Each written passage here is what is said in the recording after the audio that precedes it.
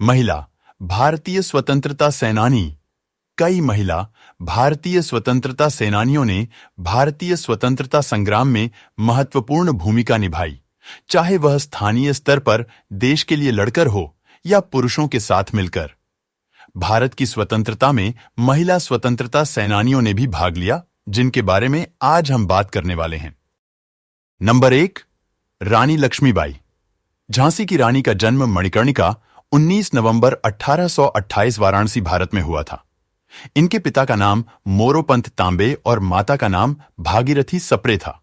इनके पति का नाम नरेश महाराज गंगाधर राव नायलैर और बच्चे का नाम दामोदर राव और आनंद राव था।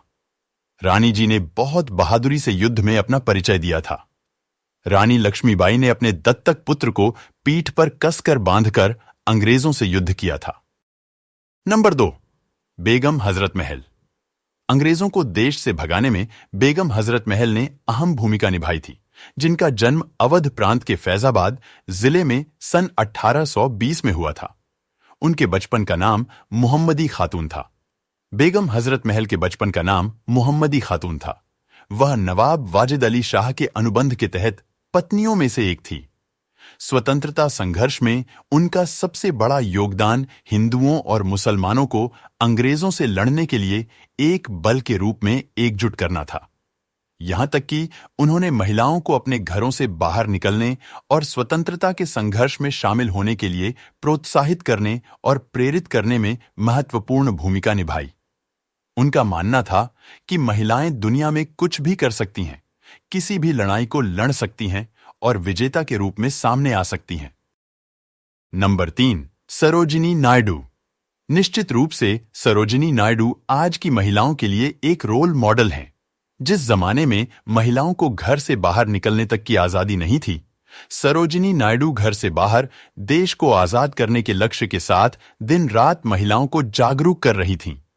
सरोजिनी नायडू उन चुनिंदा महिलाओं में से थीं जो बाद में आईएनसी की पहली प्रेसिडेंट बनी और उत्तर प्रदेश की गवर्नर के पद पर भी रहीं। वह एक कवयित्री भी थीं। नंबर 4, सावित्रीबाई फुले।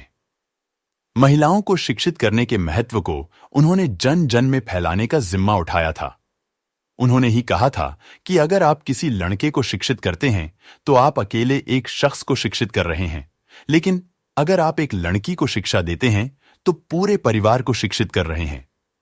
उन्होंने अपने समय में महिला उत्पीड़न के कई पहलू देखे थे और लड़कियों को शिक्षा के अधिकार से वंचित होते देखा था। ऐसे में तमाम विरोध झेलने और अपमानित होने के बावजूद उन्होंने लड़कियों को मुख्य धारा में लाने के लिए उन्हें आधारभूत शिक्षा प्रदान करने की जिम्मेदारी उठाई थी। नंबर 5, विजय लक्ष्मी पंडित। जवाहरलाल नेहरू की बहन विजय लक्ष्मी भी देश के विकास के लिए तमाम गतिविधियों में बढ़ चढ़कर हिस्सा लेती थीं। उन्होंने कई सालों तक देश की सेवा की और बाद में संयुक्त राष्ट्र जनरल असेंबली की पहली महिला प्रेसिडेंट भी बनी। वे डिप्लोमेट, राजनेता के अलावा लेखिका भी थीं।